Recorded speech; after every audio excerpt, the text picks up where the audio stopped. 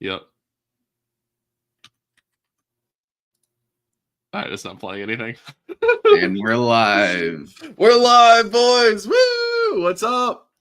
Welcome back to episode, what is this? 8 of Take All Comers. Let's talk Dataslate.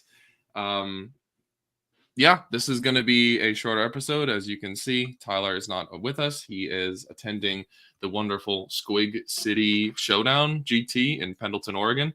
So best of luck to him over there. But we are without our main man and head organizer, and us being the little children that we are not actually able to get any of the normal stuff going. So we missed out on the intro music. We're gonna have to deal with my super haggard introduction today instead of Tyler's very well put together business.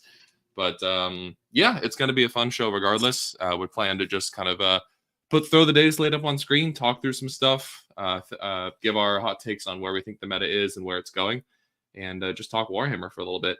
So yeah, hope you guys are all doing well this lovely Saturday morning or evening, or maybe it's Sunday, regardless of where you are.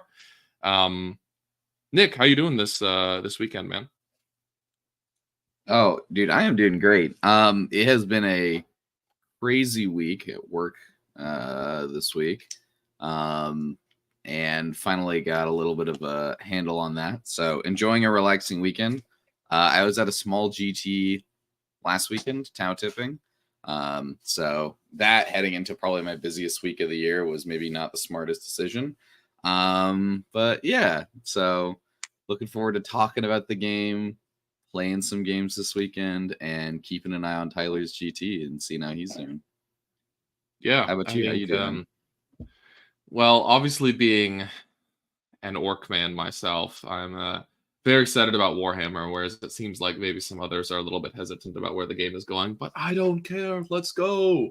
I think the new slate shakes things up a little bit. There's some we'll go over it when we're talking about what the slate's up to, but yeah, I'm personally am excited about Warhammer is headed as a direction, and yeah, doing well overall as well.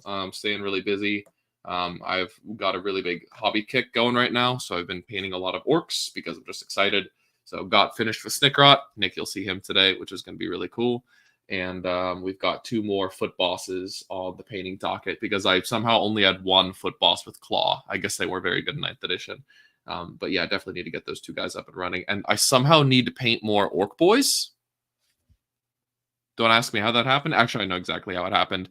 I had 4 squads of 30 of both Shuda and Choppa, because that's what you used to, those kind of combinations are what you used to run.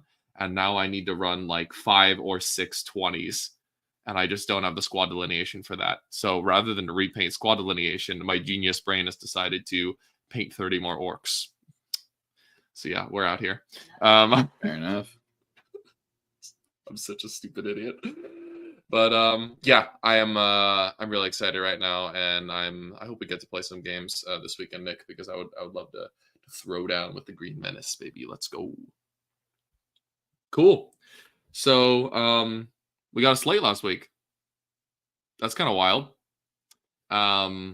And we've also got Custodes and Orks codexes that seem to have driven up a little bit of a hubbub. So if you have it available, Nick, why don't you go ahead and throw up the slate on a screen share? I don't know if you need a minute to figure that out, but yeah. Do you want me to throw up just the slate itself, or are we thinking more the stat check thing that Jeremy made that just shows like the actual impact of the points? That latter one actually sounds better. That we can discuss where we were before and where we are now. It seems like the overall kind of as you're getting that up, it seems like the overall consensus with this slate is that for the vast majority of armies, it was just kind of more internal balancing rather than let's give the have-nots some more juice and let's give the haves a little bit less juice. So we are dealing with a slate where lots of things are getting moved around a little bit, and changes aren't overwhelmingly sweeping in any particular direction. So even a lot of armies that were very strong saw some changes, some significant changes downward, but also a couple bumps to try to make some of the less chosen units a little bit better. So we'll see that for armies like Adeptus Sororitas, Black Templars, Space Marines as well. Like some of the more chosen taken data sheets got bumped down a little bit, and then some other stuff got a little bit of love as well.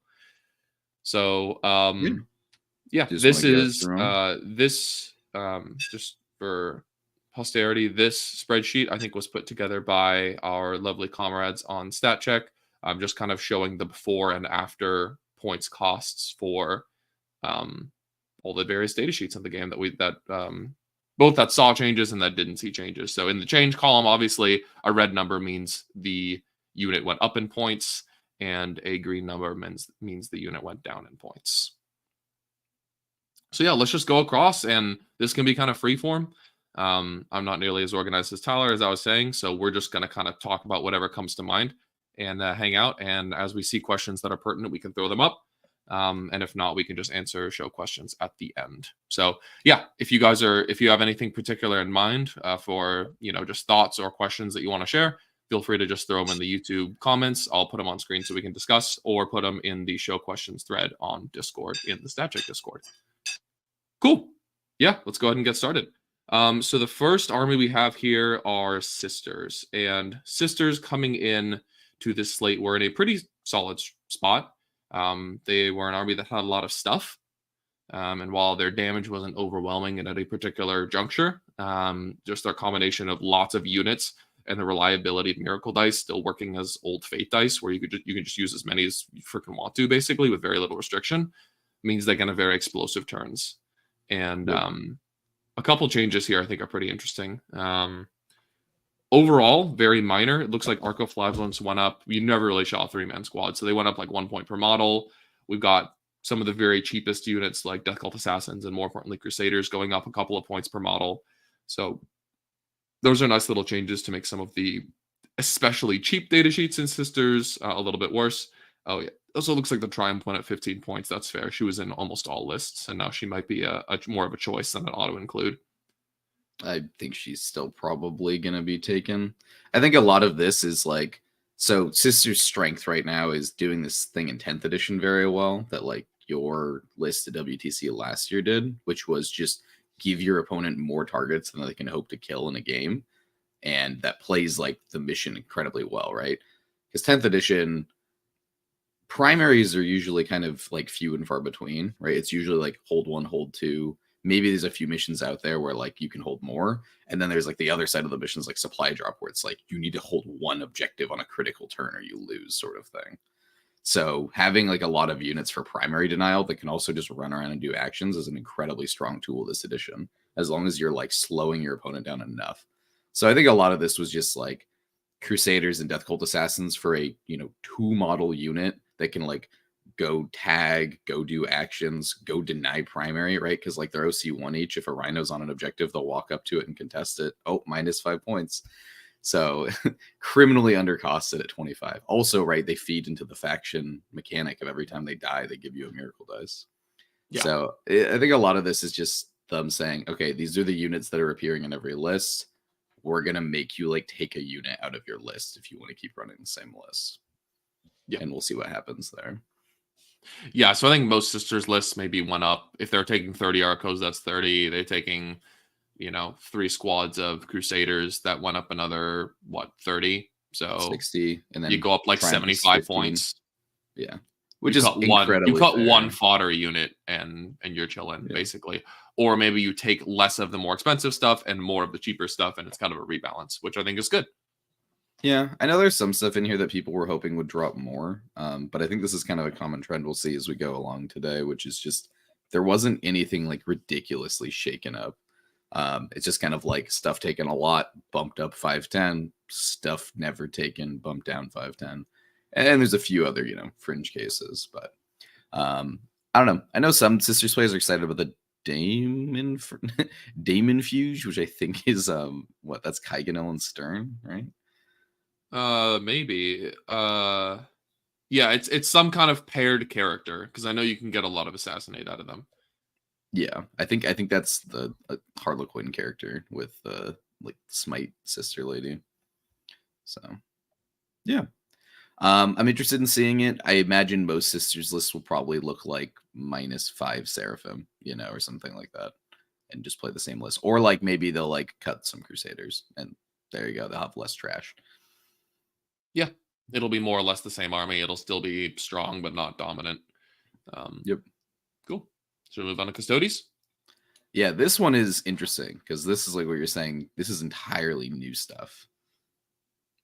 Yeah, we're kind of in a weird spot where with the codex coming out, it's kind of a mind bender of when the rules were, when the rules are written versus when the rules are released versus when these points are written versus when they're being released. So I'm excited for things to be kind of more locked in as we, move forward here in the next couple of weeks. Like once we're certain that well, I mean, these are the points we're going to be using, but how are these going to compare to the old points and also with the new rules? So it'll be pretty interesting. We see a couple things here that I think are worth mentioning, but with the massive decrease in Custodes power level, I don't know if it's going to be enough for them. Some of the key units like Trajan and the Blade Champion go down a little bit, which is cool. I still think the Blade Champion will be taken in the vast majority of lists that run bricks of infantry. Trajan now does basically nothing for his unit, so he's more of a solo beat stick. He's just as good of a solo beat stick as he was before, though. So going down 10, you're basically just saving points on something that you're probably already going to take for damage purposes, but I could be mistaken.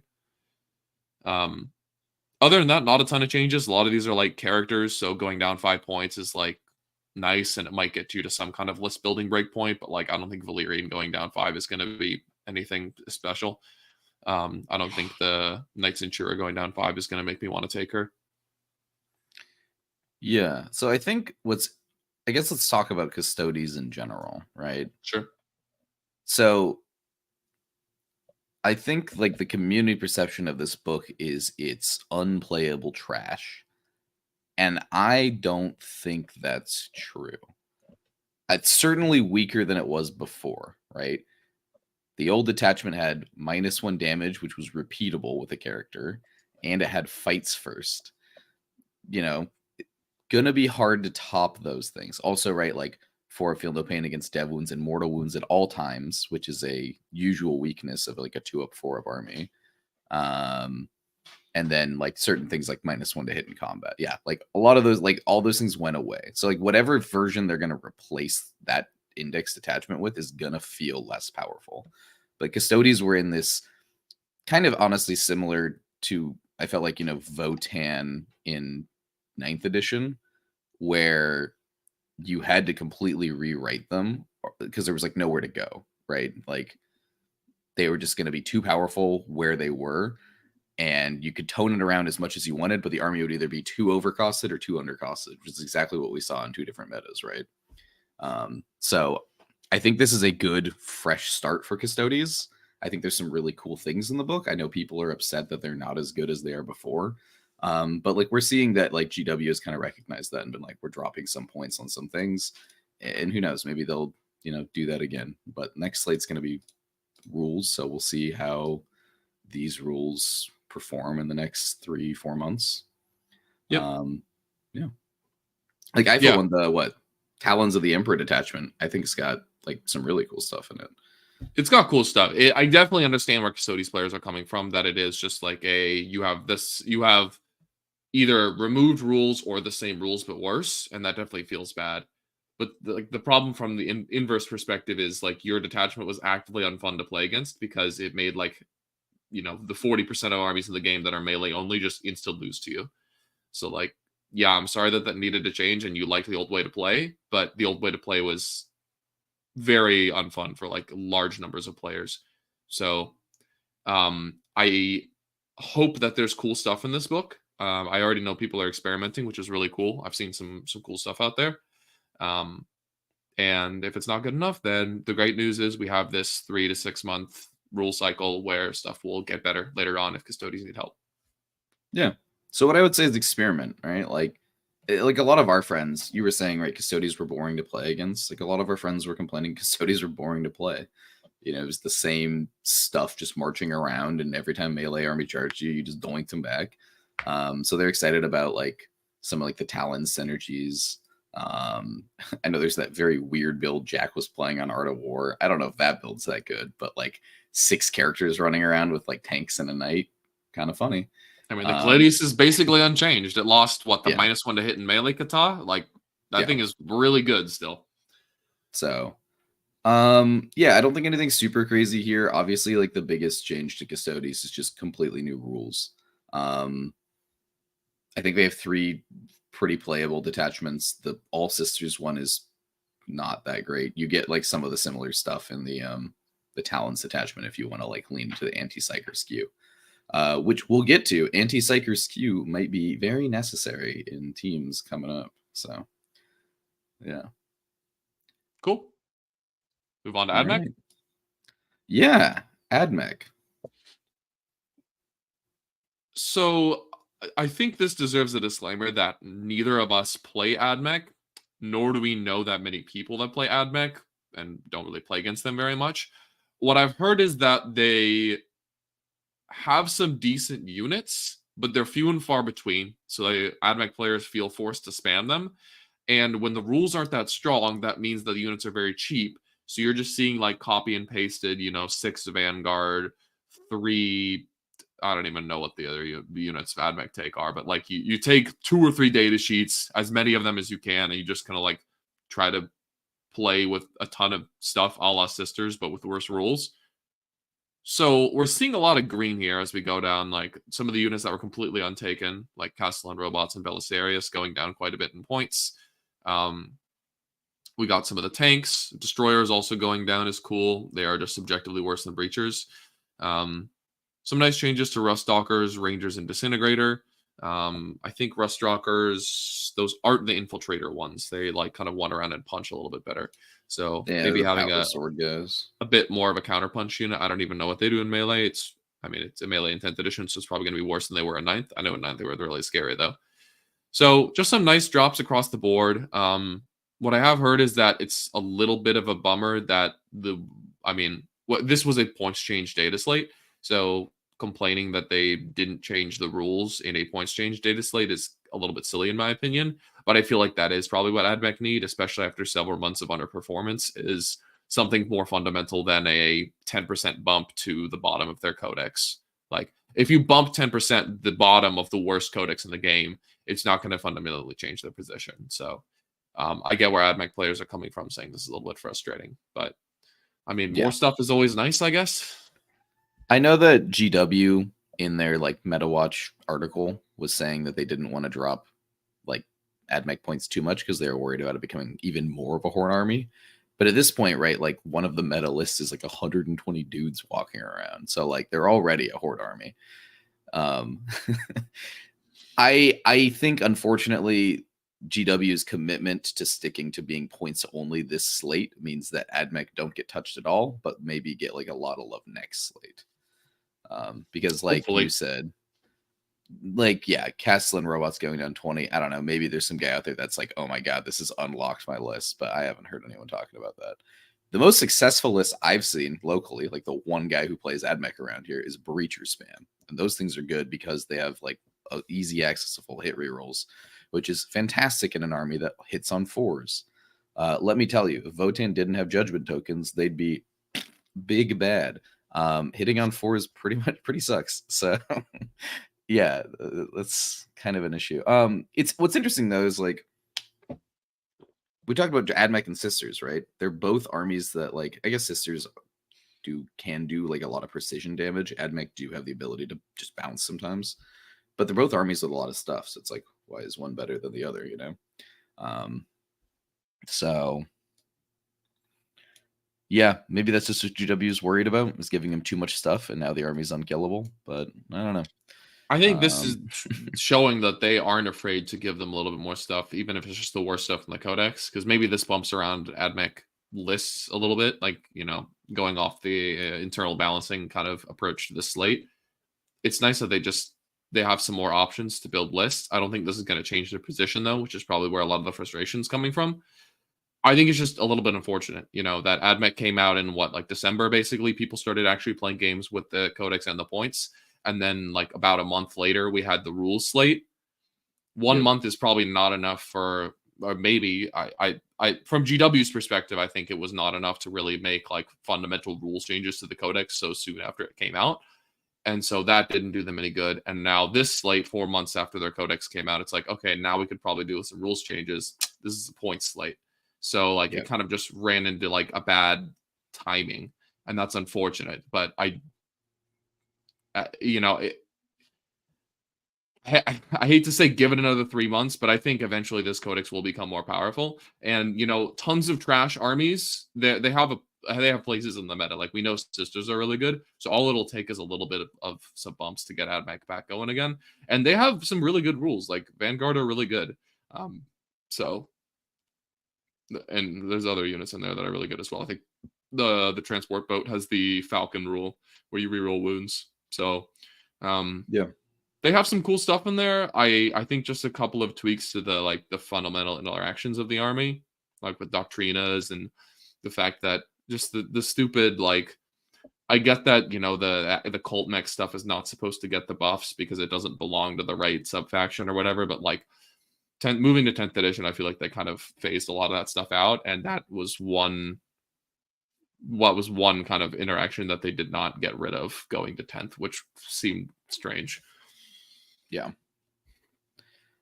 Well, yeah, they're a very niche army that are hard to get into, and people probably won't be getting into them for another 3 months. So, yep. If you see a guy out there with a bunch of Castellan robots, ask him how he likes the points drops. All right. I mean, he probably loves it. He probably loves it, dude. All right. Let's talk about Guard. This is interesting for sure. Yeah. I feel like, so there's 3 Imperium armies that I feel like are very interesting in the slate: Sisters, Guard, and the Templar Ironstorm, that all got like some strange changes. Not strange, interesting changes, because you can really tell that like the presence of some of the very competitive players in England on starting to become like more prevalent on the GW balancing team. Like, you know, everyone was like, this slate's going to be written by Josh Roberts, and like it definitely wasn't, because I mean, but he you can see his impact. I don't think he like completely dictated what happened, but you can definitely see like, oh, Guard are very popular in England. What's in Guard? I mean, all the things that you see in red in the change column right now on your screen, like Basilisk, Manicores, Bulgrin, Kasrkin, all got hit, and like in relatively substantial ways. But a lot of the really cool iconic Guard units that we just weren't seeing at all got some nice love. So I think Guard is going to be even cooler than they are right now. Yeah, which is sick. So yeah, Basilisk's up 15, Bulgrin up 10 points for 3, which adds up when people are taking between like 10 and 12 and 18 of them, which we were seeing in a lot of lists. And then we've got Kasrkin up 20. That I think is a hefty, but I think will be put Kasrkin where they should have been to begin with, which is an elite infantry unit that makes effective use of the revive strat. So maybe you see like 1 or 2 squads instead of just the full 30 because they're undercosted. I think that's really cool. Like one of the best uses of the revive strat was, you know, it's very, very good to like pressure Guard and keep them off the midboard so they can't score any primary. And then on turn 2 or 3, like one of the revive Kasrkin appears in your backfield, and you can still do that with when your 1 squad costs 20 more points. Like you still have all the use cases. It's just a little bit less stupid when they're like killing you for 300 points with 30 Kasrkin. Mm-hmm. So I like that change a lot. And then Manicores went up. What the hell? So yeah, just some nice changes to make the dumb indirect list a little bit less silly. And then wow, the Hydra, I think that's a tank. It's now 85 points. Hilarious. Yeah. But yeah, like across the board, a lot of these tanks went down 10 points. All the Leman Russes went down 10 except for the Demolisher, who we were seeing a fair bit. That's cool because it shows, you know, they're willing to internally balance like which gun, you know, they're all at different points costs already, but now it's like, yeah, the Demolisher is playing the best one. Okay, that can be 200 points. But now with the Leman Russ battle tank with 30 points cheaper, which actually might be worth it. So yeah, some cool stuff. I think we might get more like Guard tanks and infantry. Scions are cool. Medusa's going up as well. That's a good sign. Yeah. So I think I was listening. Did you listen to the most recent Fireside? Fireside? No. So Vic and David were talking about points before this. So I listened to it to kind of hear like, okay, like David plays guard very well, right? So like, what does he think needs to happen to the faction? And he was basically like, I would love to see an internal balancing where they basically take a version of a unit that's played a lot and a similar role of that unit that's not played that much, and then like make it so that the one played a lot goes up, the one not played goes down. And that's pretty much exactly what they did, right? Like Bulgarin are one of your countercharge melee units. Maybe a little too cheap. All right, cool. They walked up. Rough Riders, maybe a little too expensive. They went down, right? The difference here is like, cool, they both can punch, but like Bulgarin can like live. So now you get to choose, what do you want, right? More points for more staying power, less points if you just want the punch. Yeah. Same thing with the Khazargan, right? They're an elite like special weapons team squad. Who else is similar to that? Tempestus Scions. Obviously, they're not as good as Khazargan. Now they went down though to kind of like, and the Khazargan went up, so kind of make it a choice. Like, do you want to take like the cheaper version that fills a similar role on the list? And kind of what we're seeing here with the tanks too, like your direct line of sight shooting tanks have gone down, whereas your ignore LOS shooting tanks have gone up. So it's them basically trying to encourage certain play styles and tax ones that are like maybe performing a little bit too well. So I think for guard, like they did a really good job with the internal balancing this slate. I know I'm seeing someone in the chat here saying that they wish they would have liked seen some super heavies coming down. I mean, that's, those are always fun and everything. But I think it's good here that like the kind of theme of this slate seems to be not being too heavy handed. And I think the guard rebalancing did a fantastic job at that. Mm-hmm. We were already seeing like I think like the Dorn isn't super heavy, but like that is the step up from Lehman Russ. Like that thing is viable. It's definitely not optimal, but it is viable. And then like the super heavies, they're probably a little too expensive for the points, but like this is the problem super heavies have in basically every faction that's not Eldar is, you can't move around the board, and at a certain point that's like the terrain, the fundamentals of how the board interacts with itself and your models are going to prevent you from that thing happening. So unless it's like criminally undercosted, in which case it's not going to feel great for your opponent. So I'd much rather they just like focus on the core units in the codex, which they did a good job of with this slate, in my opinion. I'd so much rather be shot by cool Lehman Russes with like battle cannons and plasma eradicators and stuff than shelled eternally by artillery. So I think this is a great step in that direction without being too extreme. I kind of, do you think that the guard lists mostly look the same, or do you think, I know you're saying probably drop like a squad of Khazargan, maybe pick up some Scions instead, maybe we'll see less Bulgarin. I think it'll change a fair bit. They'll I mean the current package went up like 60 for the Khazargan. You had 4 or 5 artillery pieces, that's another 50. You had some Bulgarin that went up, 10 points 12 for every 3. That's another 40. So let's say you go up another 30, like you're up 120 points or something like that. So you do have to cut something meaningful. And I think what'll probably end up happening was you cut more of the stuff that went up and you take more of the stuff that went down, which is cool. Like you might take a Basilisk to slow people instead of trying to kill people with them, or you might take a mana core just to help kill 3-wound infantry. And then with the points you save from cutting those other 2 or 3 artillery pieces, take some Lehman Russ or take some, I think Scions at 50 points for 5 are really, really good. Right? Like nothing in your army deep strikes. It's just the revive from the strat reserve from the revive strat. So having the little 5-man squads to come in and do actions or shoot enemy crap units, stuff like that. I mean, I think you get a plasma pistol and 2 plasma guns for 5 Scions, which is not nothing considering they rerolled a hit on units on objectives. Or no, rerolled a hit on units on objectives.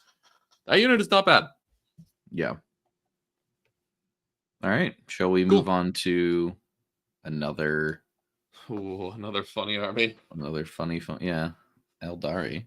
Give us the lowdown on Eldar, Nick. I need to fix my mic for a sec. Yeah, so Eldar have basically in this slate, I guess last slate too. So for the past 6 months have still been like a solid army in the meta. Not like the terrors that they used to be. But they've been finding a lot of success with these like MSU builds, especially like Fire Dragons and like Falcons are like taking lots of Swooping Hawks to just like have reliable secondaries. I've been seeing a lot of people playing Fix like behind homers and just being like, I'm going to race to 100. Can you beat me? Or I guess like 35, but yeah. just like they're very reliable at keeping games close. And then they have these like certain units like Fuegan paired with Fate Dice that can kind of come in and like precision out important elements in your army. So a lot more like what I think people enjoy about Aeldar, which is having to play very carefully and position very carefully, but you still have a lot of like movement tricks and shenanigans. Yep. So yeah, big things here. Fuegan went up 15 because he's still appearing in like every list. He Makes probably sense. still will. He's still really good, but now it's like, hey, maybe you have to cut a unit if you want to keep bringing this like little bastard. Guardian Defenders have gone down 10. Guardian Defenders are, I don't know, they've been trying to push them for a little bit. They're a 10-man unit for 100 points. They don't really do anything except sit on your home field and generate you 5 Fate Dice over the course of the game. Maybe that's worth 100 points. However, I go look at like Swooping Hawks, which only went up 5 to 80, and I go, why would I take Guardian Defenders when I could take another unit of Swooping Hawks, which are just better for my army accomplishing like its goals. So Banshee's going down 15, and Shining Spear's going down 20, and the Striking Scorpion's going down 10. Let's go, melee Eldar, baby! These are all genuinely interesting. I think, what was it? There's a guy locally around here, Jorge, who's been playing Banshees like since October and smacking people around with them. They have like probably very good now at 70 points. Yeah, I mean, they have fantastic profiles into Marines. Like anyone who does, like, because they're all like AP3, right? Like maybe AP2. Yeah, I think they're AP2. The Sergeant is 2 damage. It's Yeah. not like gonna blow your socks off, but very fast for 70 points. With I think they fight first or something like that. Yeah, they're good at killing trash for sure. Yeah, so now it just adds like another, like it's maybe another MSU trading, harassing, secondary accomplishing tool that Eldar have access to. Yeah. Yeah, advance in charge and fall back in charge. That's the important one. Move 8 do they base. fight first or no? They do fights first. They move 8 base. They are AP3, the Banshee Blades. But the Sergeant's 2 damage is AP2. Yeah. Okay.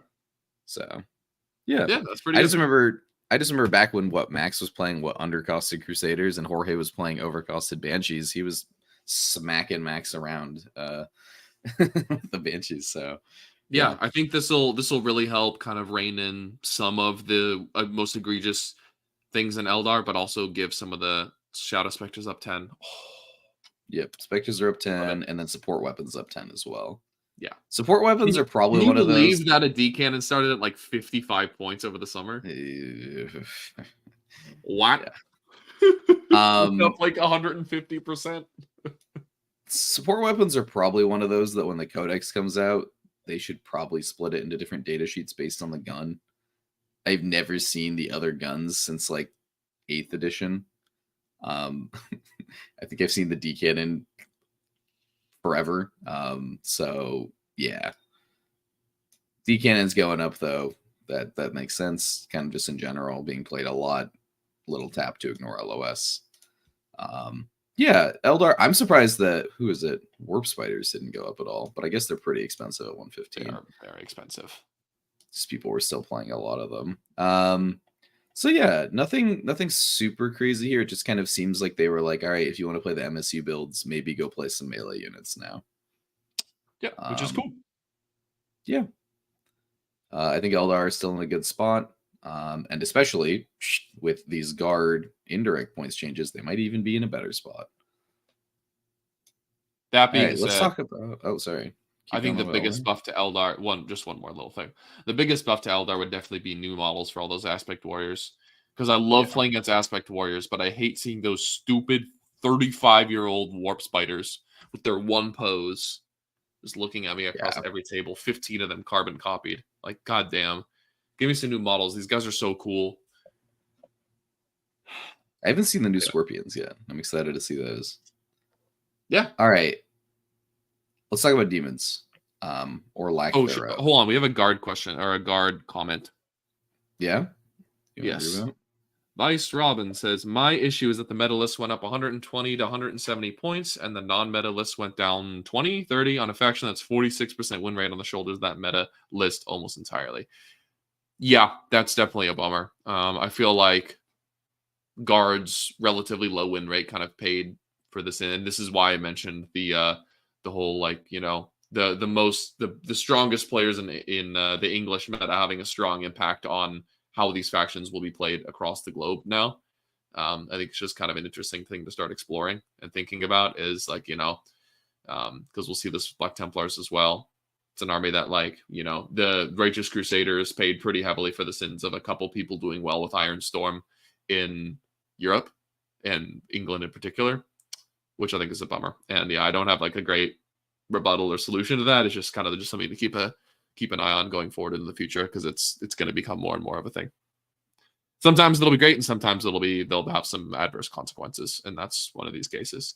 But in the meantime, my recommendations are like cut some artillery and take some tanks, because it's way cooler anyway.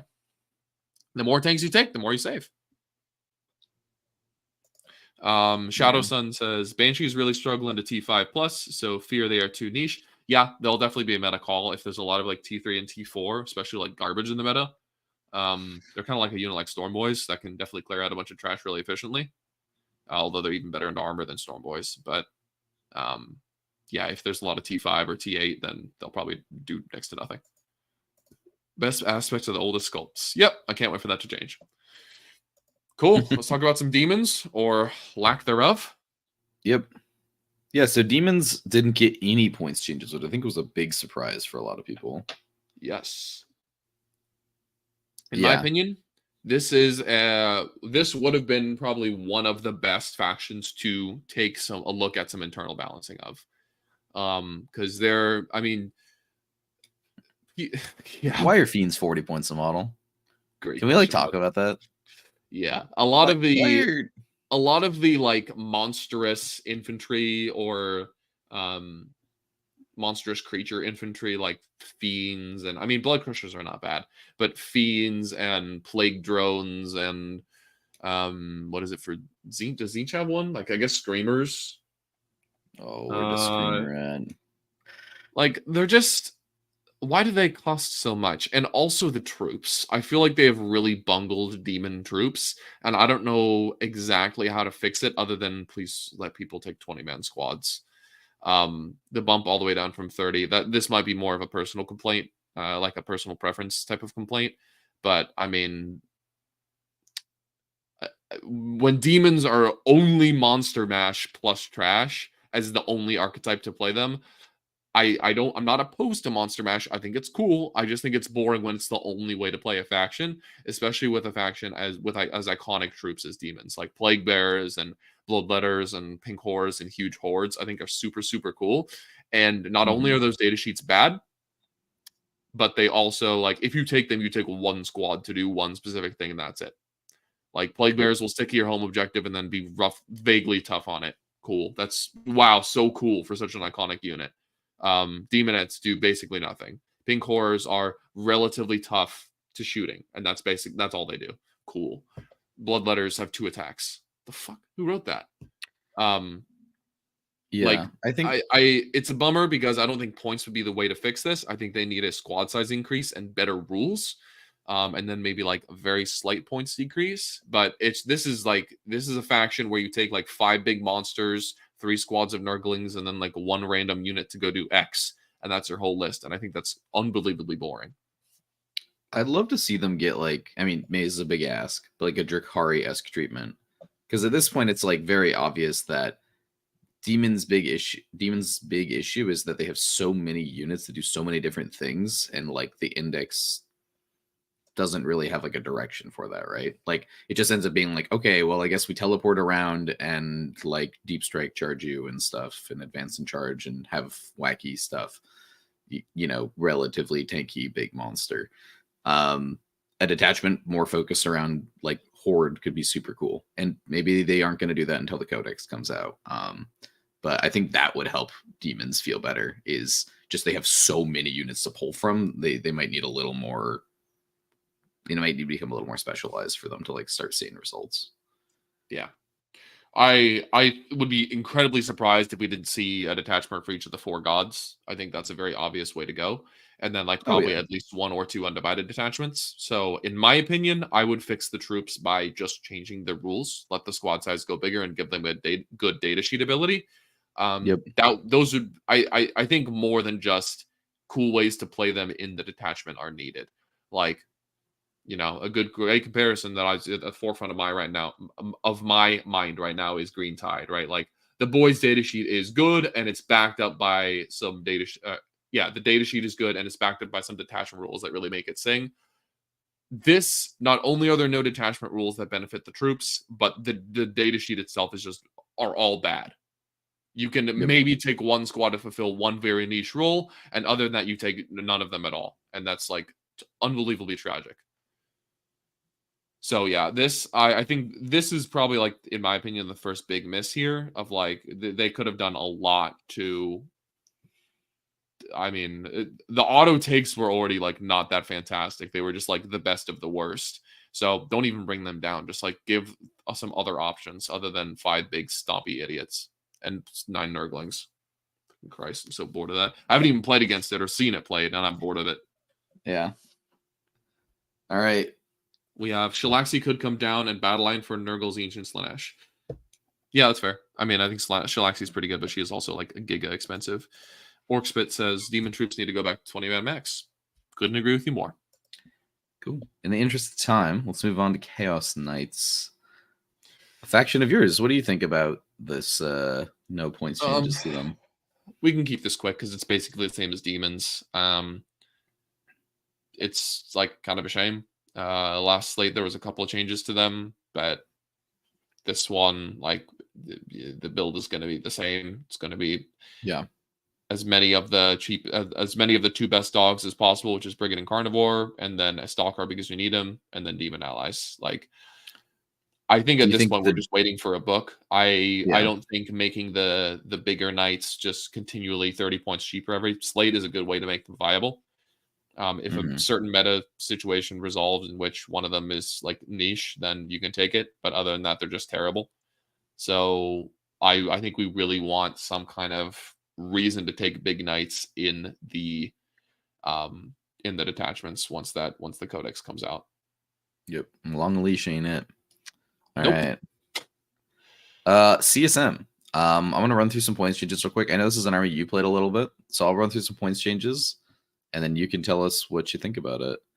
CSM's an army that people think, I mean, honestly, the data kind of shows it was probably a little bit over nerfed 2 data slates ago. They got the patented like quintuple nerf. But let's see if the points changes are enough to draw the community's eye back to it.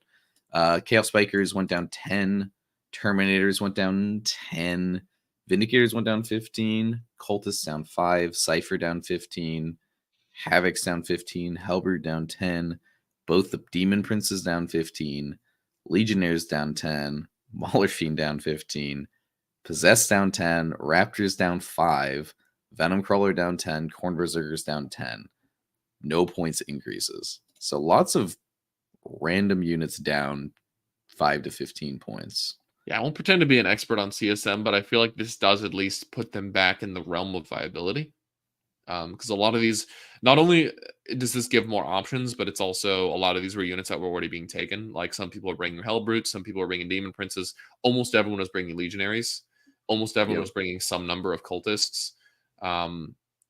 The Venom Crawler was like, Possessed is cool. Possessed are a very hard-hitting unit. Venom Crawler was fringe, I think, as a skirmisher for 110. A tough skirmisher is very good. If you could go back up to the top just to refresh my memory. Yeah. There's another unit up here. Oh, the Vindicator. The Vindicator went down 15 across all of the power and trader power armor factions, as far as I'm aware. And I think CSM is one of the best places for the Vindicator because it can get reroll wounds with the Undivided strat. It can get lone opt. It can get hit rerolls from Abaddon. There's like tons of stuff you can do with the Vindicator. Not to mention explosions like and lethals. The tactics. Yeah, explosions. The Vindicator kind of slaps, dude. It definitely slaps. So expect to see a lot of those. I think CSM lists will still just try to be like good stuff type of lists. But now with more points, they can afford more garbage to throw around, which is great. Could we see a big block of Possessed with Custodes out of the meta? Absolutely.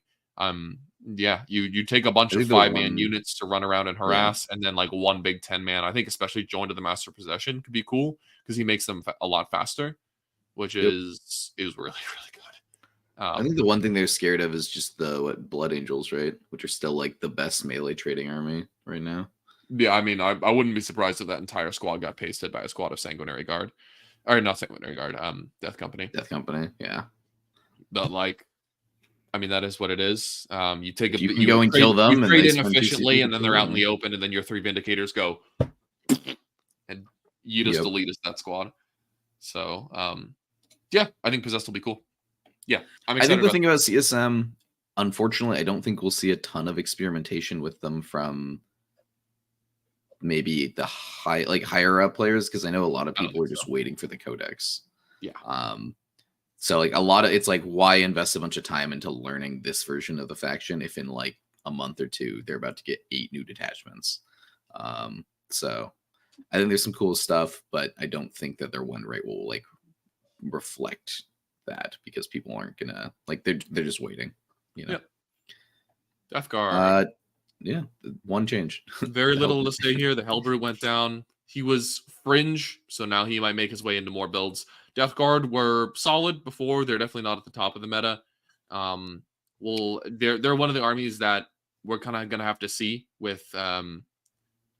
Maybe there's significant enough hits to the other people at the top of the meta that Death Guard can go up a little bit, because they really struggled in the, like, Custodes in particular going away helps Death Guard a lot. Necrons, they really struggled into as well. So what's up? I think their internal balance was pretty good. Like, people are experimenting with like every unit in this book outside of like maybe, I don't know, the Demon Princes. Yeah, the Demon Princes were pretty bad. The Blight Lords, Blight Lord Terminators are terrible. Blight Haulers are pretty darn bad. But like everything else is at least viable. Like, people were even bringing like the Noxious Blightbringer. Like, that's pretty sick. Yeah, Bellboy is making his way back in. This is a great codex, and frankly, I think it's in a great spot. I don't think it needed more changes than this. Yeah, I think that changing this too much would have either made it unplayable or giga OP. So I'm fine with them leaving it as is. Yep, Death Guard is still good. Drukhari, this is another weird one with 0 points changes. I'm gonna go out on a limb and say that people have been playing Sky Splinter and saying it's really good, but the current meta, I guess like previous meta at this point, was very hostile towards it. It's just the amount of ignore LOS in the game. And also Custodes fights first. So maybe with both those being gone, GW is like, let's see now how Sky Splinter performs in this meta. Because the internal balance was pretty decent. Like, the Sky Splinter lists I've seen like a bunch of different variants with like a ton of different units in there. Yeah, they're very cool. And I know that their like win rate doesn't reflect them being good, but I think this is definitely one of those. They're like, let's see now what they're gonna do when they're unleashed on a meta that maybe doesn't have as many tools to deal with them. They also play the game in a very unique way, which is very cool. And I think it's only a matter of time before some meta that is very susceptible to getting incubied. Like, incubi hit disgustingly hard. The problem is every once in a while they'll just run into a target that's like -1 damage or has a good invuln save or like tons of field but like Wraiths, for example, right? And they just like bounce off the 4 invuln and 5 field and you kill like 2 Wraiths, and then the remaining Wraiths melt you. So like that's pretty bad. But there's gonna be a Space Marine meta where everyone's walking around with 3-up armors one day, and then 25 incubi are gonna come and table that in one turn. Like, incubi are a very nasty unit now, and yeah, I'm excited about Drukhari going forward. It's only a matter of time before the meta is more friendly to them. In my opinion. They have some fantastic Woundstoke units too. The Beastmaster and Court of the Archon. These units are funny, dude. Grotesques. Grotesques are tanky as hell for the points. Yeah.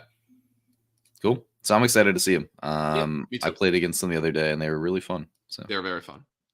All right, GSC. We don't have Tyler here to talk about how impactful these changes are. But 5 points on Aberrants, 10 points on the little car, 25 on the Rock Grinder. That's their like tank. And then 20 points on the truck. So the Goliath truck is now at Sagittar points level, which is kind of hype. I don't know. It also gives reroll wounds to the units that disembark. Yeah. So it's kind of a bummer because you don't get your army rule when you get out of a truck. So like Yeah. you're getting reroll wounds on your bomb squad, but then you're losing sustained and ignores cover. So like not worth it. But I don't know. Trucks are good. I think the Cars big are thing good. here is, going down 25 and 20. Whenever anything goes down that much, it's certainly worth looking at. Because like if you were trying to design a list with, I don't know, max transports, that list just went down 120 points. So that's funny. I think there's something there. Maybe with like whole spam. Also GSC. I mean, people were already taking the Ridge Runner, right? Now you might take more. Yeah. Now you take more. And like even if you have the same, you saved a couple points. GFC have mostly been abandoned, but there's like every week I sometimes hear it's like, oh, they had a 63% win rate this week with 5 players. And it's like, okay, well, there's some people out there that are slapping ass with them. So maybe those guys are going to show up with a Karmi next time and slap even harder. So I'm excited for Tyler's experimentation. We'll let him break it down more when he gets back, I think. Yep. Yeah. Cool. Grey Knights, another Imperium army with lots of internal rebalancing. So we had a couple of the staple units that were really helped the, there we go, the Nemesis Dread Knight kind of function, which was the Tech Marine going up 10, the Dread Knight itself going up 10. We had the Librarian. He was just a dude who dumped mortals. He went up a little bit because he was probably too good at doing mortals for his cost. And then a couple of the less taken units, like the, I think all of the basic power armor guys went down 5 for 5. So yeah, Inceptors, Purifiers, Purgations, those are the heavy weapon guys. And then the strikes all went down 5, which is fantastic. I was surprised. Oh, sorry, go ahead. No, you go make your thought. I was surprised to not see the Redeemer get any points increases. Those like armor skew lists that have been playing 6 Dread Knight triple Redeemer, or like even like 1 or 2 Redeemer. It's like, okay, the Redeemer is taken in like every Grey Knights list at this point, and kind of like most Space Marine lists. I think their thinking was the better part of that is absolutely the Dread Knight, and that's already going up 10. So like those lists are already going up like 40 to 50 points if there's 3 Dread Knights and like multiple Tech Marine / Librarian changes, which when you're taking 6 giant hulls and a couple of characters probably means you need to either cut a hull or cut a character, which when you're playing with that few units kind of means that it is a significant hit, right? Like even if 50 points doesn't sound like that much. CK had this problem when Brigands went up 10 points from auto. It was like, the list only went up 50 points. But that means you need to cut one of your like 3 garbage units, or you need to cut a dog. And that's like, it's impactful either way. You don't just swap out the weapon, dude. I don't know. I guess like I'm surprised Redeemers didn't go up anywhere, you know? They're in every Space Marines list. That's not true. What? Aren't they like in the Blood Angels list and Firestorm? They're in and some like Blood Templars lists. I mean, they're usually in Templars lists. I don't think Firestorm is anything to worry about. They're not an Iron Storm. They tend to be in obvious lists. I think it is a good choice, and very often people will take one, but it's definitely not in every single list. I do not think the Redeemer needs changes, frankly. Okay, it's cool that a Land Raider is good. I agree. Things like the Nemesis Dread Knight, where every list had 3, deserved to go up. Yeah. If you were just looking at Grey Knights, that would be the one to hit. I agree. Because it'd be weird to hit, like, I guess, the Grey Knights Redeemer and not other Redeemers. I don't know. Plus, like, the lists that are playing more like Terminator plus Dread Knights, we're still playing 3 Dread Knights. Yeah, exactly. So, and those lists now go up enough that you have to drop a crap squad, or more likely demote a Dread Knight to like 2 squads of infantry or something like that. Yeah. Which is cool. Dude, so fan of this. Yeah. Yep. I think it's good. Where's the Grandmaster? I think this guy could have maybe gone down. He's honestly worse than the Dread Knight. Yeah, which is funny. But like if you're already playing 6, like it doesn't make a lot of sense to be like these will go up and then these will go down, and now you're still playing 6. So I get what they're going with there. All right. IK got no changes. Bummer, dude. I guess similar to CK, where they kind of realized that dropping the Big Knights 30 points every slate doesn't do anything. The issue with IK is their baby dogs suck. They're just so they are like a Warglaive is not a carnivore, you know, like the Warglaive is the worst of the carnivore and the brigand for like more points than a carnivore. So yeah, these guys, they need to figure out their identity. Similar to AdMech, I think this is an army that maybe they'll help fix with rules in the next slate. But yeah, just GW give the seems a little freaking stuck on bondsman back to the big knights. Thanks. IK points. All right, Leagues of Votann. With its 10 they got dude. Yeah, 2 very small changes, which I think are actually really cool. Uthar the Destin is the character that I've been praising his virtues for a long time. I've also been saying, why does he cost as much as 3 bikes? Because every time I want to put him on a list, I'm like, oh, but 3 bikes are so much better. Oh, Uthar's so cool. Why is he 20 points more than a call? He doesn't even have a leader ability. He's down 10 points. 80 points is fine for this guy. He slaps ass. He's cool. Hearthkin Warriors down 10 as well, which is nice because now they are basically they're a 1-for-1 exchange with Berserks. So most of like the Votann list that you're seeing are still playing like 4 to 6 Sagittars, or they're saying no Sagittars, all forts. But I mean, I've also seen mixes. I've seen like 1 fort, 4 Sagittar, which is also pretty cool. I have seen that as well. Yeah. What I've been like, that's like a fun one that I've been playing locally, and like Skylar's been playing as well. But now it's like you don't run into this awkward issue of because sometimes your list is like 1995 and you'd rather have warriors, and it's like, well, you can't, so you got to run berserks, or your list is like too cheap. It helps with some like balancing stuff. I wrote a list the other day that was 6 Sagittars, 2 Zerker squads, 2 warrior squads, but you could swap the warriors for a 3rd Zerker squad if you want it. 10 Hearthguard, Einhir Champ, Uthar 663 bikes. That list sounds super fun. I want to play it. And now it's possible to play it because the guys went down 10 points. So thank you, points changes. I'm excited to play Uthar again. Yeah, Votann are good. They were very middle of the pack, and this makes some of their like, why was this so expensive data sheets a little bit more playable. Yeah, it doesn't like make things like insanely crazy, but it opens up some of the more awkward lists you might have been building, where you're like, ooh, I just needed like 20 more points, and now you got them. All right, the big one. This is Necrons. We're gonna talk about these guys for a little bit because they are definitely the boogeyman of the slate, or of this meta. They have the most event wins of this meta. They have, they're the Aeldari, they're the CSM of this patch,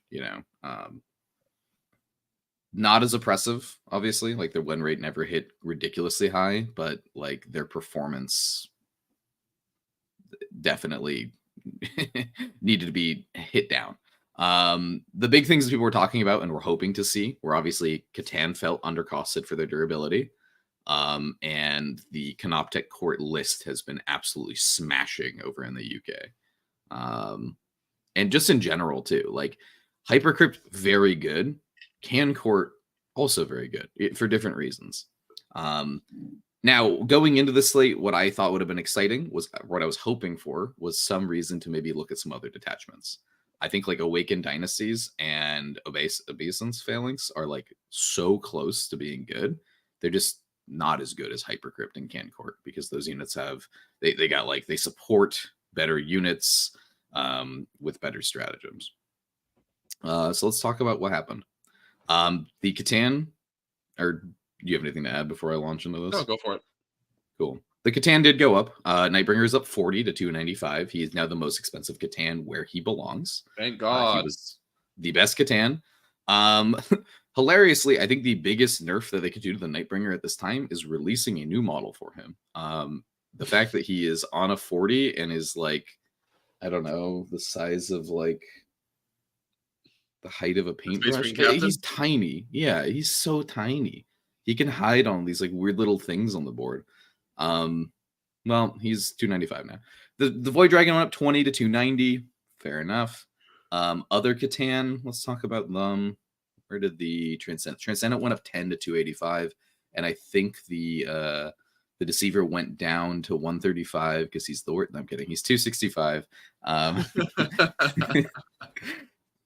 That's fair. Like now it's like, okay, here's the worst Catan. He is 30 points cheaper than the best Catan. He's still as tanky as a Catan, but doesn't hit as hard. So I know people were all like, he's tankier, right? With stealth? Fair enough. He is tankier in shooting. But he doesn't do anything else. Yeah, he precisions you slowly. If you get close to him. Yeah. So I think some people were all like, "This is ridiculous. The Catan haven't crossed 300." Here's the thing, right? The list that we're playing, like 3, we're playing Nightbringer, Void Dragon, and Transcendent. Those just went up 70 from that alone, and we'll go into like more of the stuff. Maybe honestly, I think the Transcendent could have gone up to like 2. I think the Transcendent was better than the Void Dragon, but you know, whatever. 10 points is 10 points. All right, let's talk about other things that have gone up. The Chronomancer, which you were seeing a lot of in Hypercrypt for the like scoot and shoot primary steal. And also you're seeing a little bit appear in Can Court just to keep your immortals alive. He went up 15. He was, I mean, I guess, sorry, I was about to say he was the best crypt deck, but no, there's 2 others that are also insane. So he went up. That makes sense. The Plasmancer, this guy is, I know people are talking about the Techno. We'll get to him in a second. The Plasmancer is insane. I low-key think, I mean, like the Techno enables the Wraiths, but like the Plasmancers, I low-key think like the best. I don't know. He sneaks by being like, "Oh, hi, I'm the Plasmancer." It's like, no, this guy's nuts. He got, you know, grenades 18 inches. He gives his unit crit 5s, and there's so many ways to get reroll hits with like these immortals that I'll often like shoot my immortals in Can Court, and I'm like 10 shots. 22 hits because I'm fishing for 5s. What are we doing, dude? Like, all right. So the Plasmancer went up 10. That hits those lists that were like spamming 3 by 30 points. And the Techno, the big boogeyman in court, went up 25. Totally fair. This was the guy that was giving the 5 at Feel No Pain to Wraiths. Now, here's the thing. I heard some people complain because Wraiths got 0 points changes, which is kind of surprising, right? Because the Technomancer, what can he do? The Technomancer can lead warriors as well as Wraiths, I believe. I don't know if he can lead Lichguard anymore. I think they removed that. Yeah, I think they did too, because which is funny that he can lead Wraiths. He can lead Immortals as well. That's what it is. I think people were thinking maybe it'd be smarter to do the other way, right? Which is like hit the Wraiths, now the Techno can still lead the warriors. I think just giving 5 at Feel No Pain to a unit is really, really good. And I think that they're trying to encourage you, like, maybe play Wraiths without a Techno and see how that feels. Exactly. And now if you want to add the Techno, he's an 85-point guy that you need to protect. Yeah, it's a bummer that Technomancer plus Immortals is even less viable than it was before, but it wasn't viable before. Yeah, you were playing Plasmancer. Who cares? Yeah, like, the problem with the Technomancer plus Wraith package was its durability. And that came from the 5 at Feel No Pain. I don't think Wraiths with the 4-up Invuln are so tanky that they need to get nerfed. I think Wraiths with the 4-up Invuln and 5 at Feel No Pain is a little bit too tanky for the points. So they adjusted the points in the right spot. This is a fantastic change. And 25 is very meaningful. Like, if you take the full 3 squads, you're going up 75 points. That's quite a bit. Yep. And maybe you might not take 18 anymore. We'll see. Other stuff that went up, the Immortals went up 5, which makes sense. Honestly, I thought they could have gone up 10.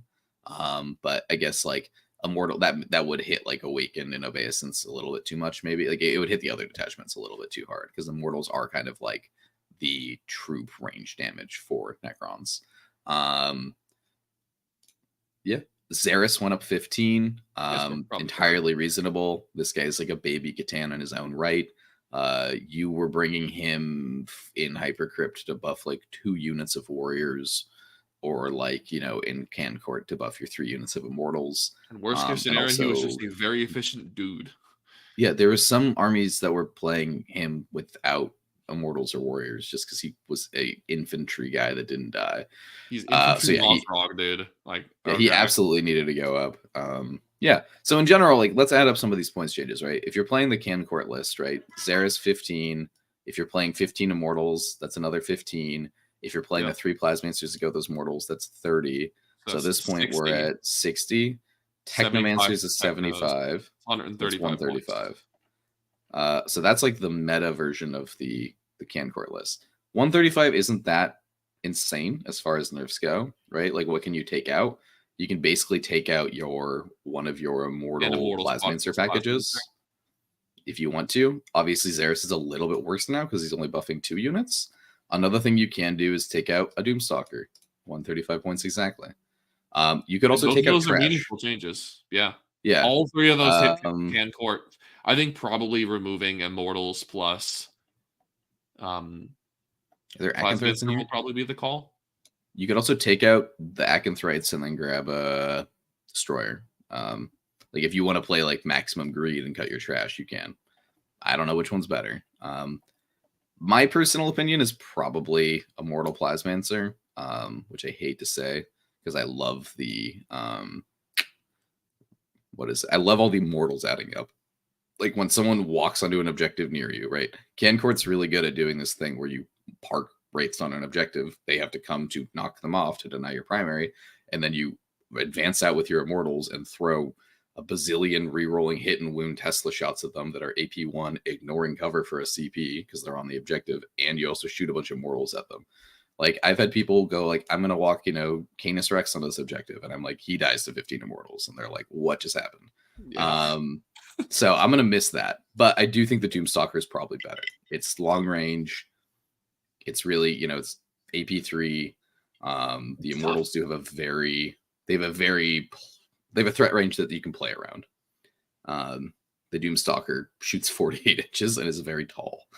So yeah, it's also pretty tough compared to the Immortals, who like you point 5 damage 1 shots at the Immortals, and if they go through, like that's an Immortal squad wiped. Yeah. The Immortals are wacky. They're deceptively tanky with AOC from Xeris. True. Yeah. Sometimes people will be like, I'm going to point my 5 shitty shots at them. And I'm like, you kill 1. And they're like, I'm going to do it again. I'm like, you kill 1. And they're like, I'm out of shitty shots. And I'm like, cool, they revive. Revive those guys.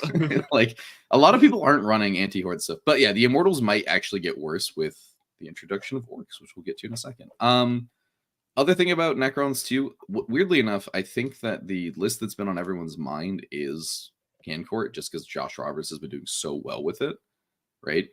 And I think that Hypercrypt ended up getting hit more, right? Your generic Hypercrypt list was running Triple Catan, that's 70 points. It was running a Chronomancer, that's another 15. It was running a Plasmancer, that's another 10. It was running Xeris, that's another 15. It was maybe running like 10 or 20 Immortals, that's another 10 to 20 points. And the Monolith also went up 25.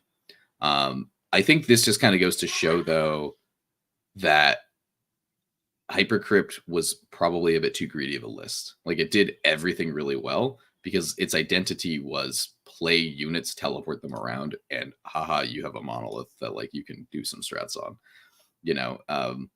It had its hand in basically every undercosted cookie jar in the Necron book. Yeah. So I think that's why it's going to feel it a little bit more. But here's the thing, Hypercrypt rules are still very strong. Cron data sheets are still very strong. There's still some really cool stuff in there. What is it? We got Command Barge down 20. We got Death Marks down 5. Flayed Ones down 10 is genuinely interesting. Scorpex, this is another one I'm really hyped out. Scorpex down 10 for 3 and the Lord down 20. This guy was a little bit too much at 100. At 80, he's kind of a tanky beat stick. I think you might see some cool Hypercrypt lists playing like little MSU Scorpec units, or even like a beefed up unit with a Scorpec Lord that they can teleport via the Monolith.